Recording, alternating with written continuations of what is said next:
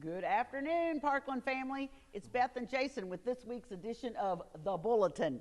So we hope you had a great weekend. We want to start off by telling you how some numbers and statistics about yesterday.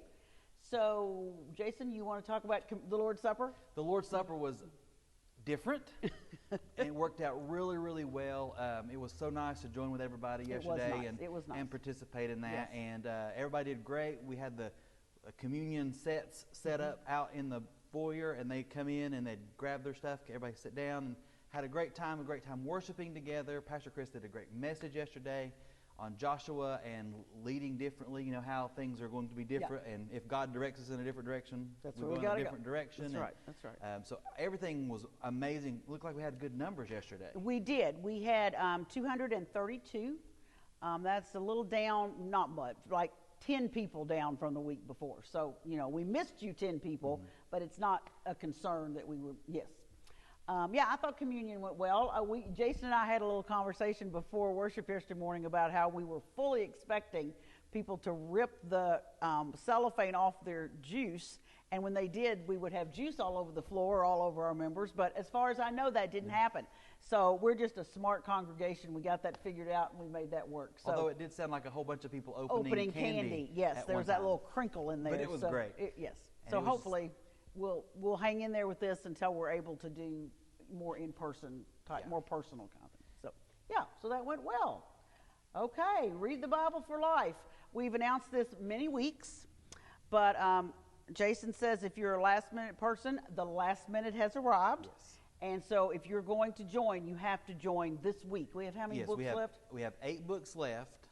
We have 90 or so people that are being a part of this, spread out over several different classes. I think last week, Pastor Chris in his evening class, there was 20. Yeah, there was a lot. That's the class I'm in. There was a lot of people in that.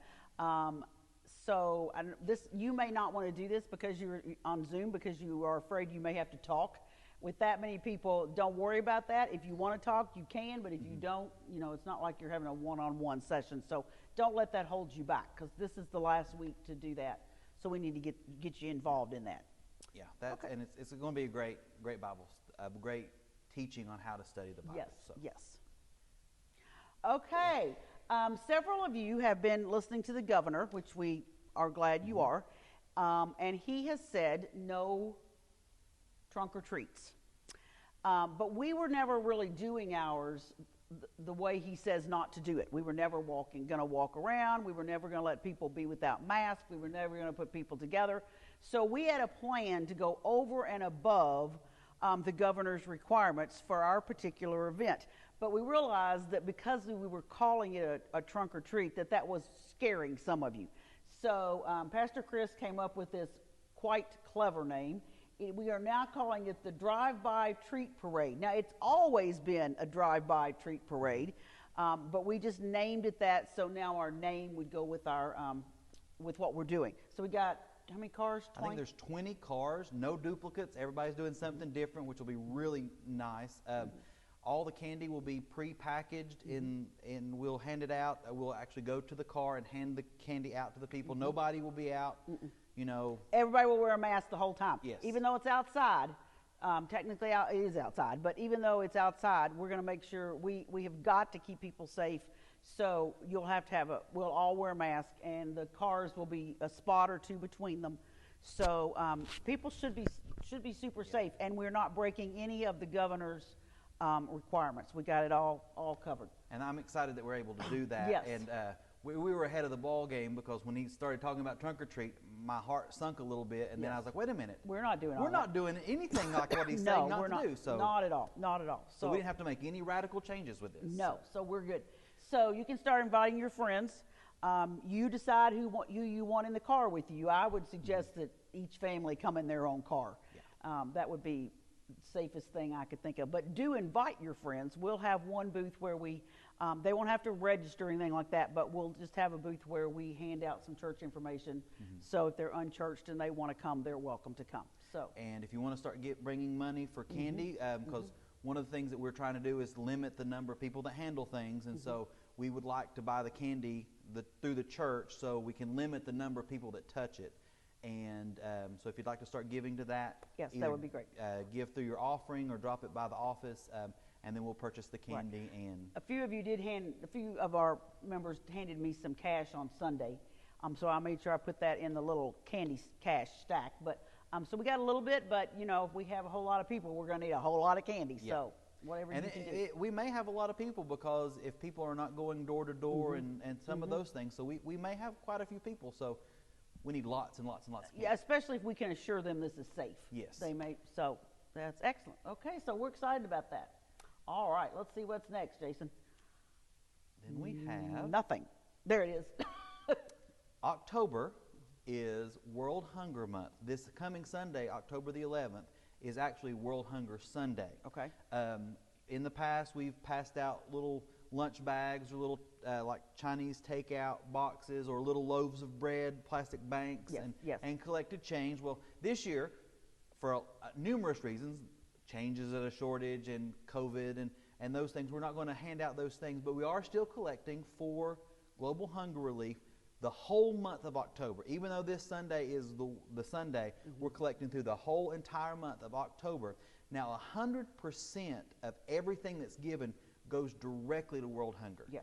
And it's not just to feed people. It's also to help like people that have been human trafficked, their aftercare, help them get back to a normal life.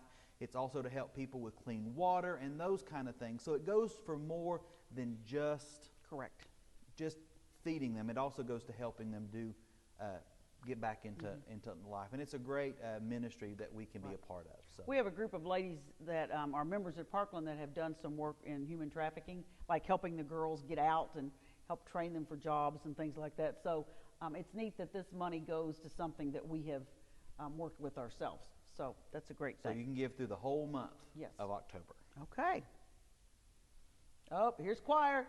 Yes, last Wednesday night we had our first choir rehearsal in 28 weeks. It's hard to believe that it was 28 Wednesdays between our choir rehearsals because of COVID and everything. We had 15 of us here in the sanctuary, and our sanctuary, we've got the 3 sections.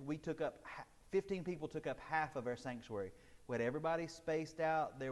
We alternated pews, so one pew had 2 people and the next pew had 1, and everybody wore their mask until we started singing.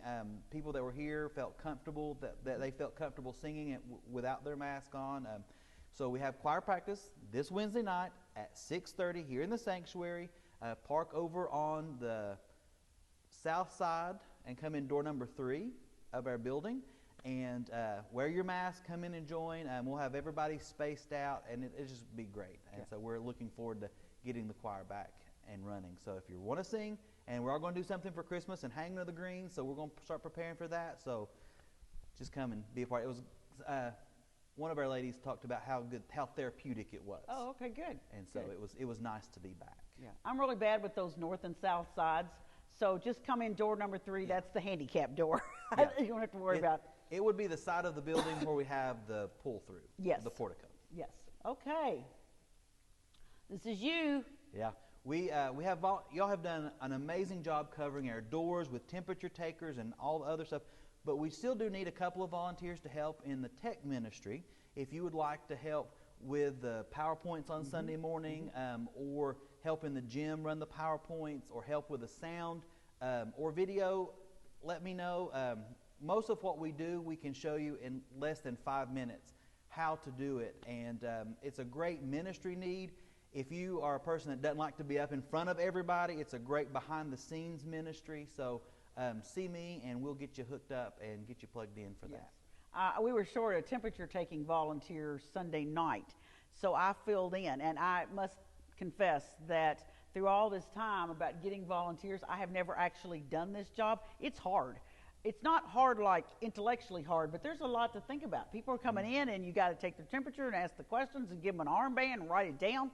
So if you've been taking temperatures, I want you to know that you are appreciated. So thank you so much for giving your time to do that. Yeah, and everything else we got. Everything else is working really, really well, and we thank everybody that stepped up. And there's always something to do. So if you would like to help I'm sure that we can find Yes.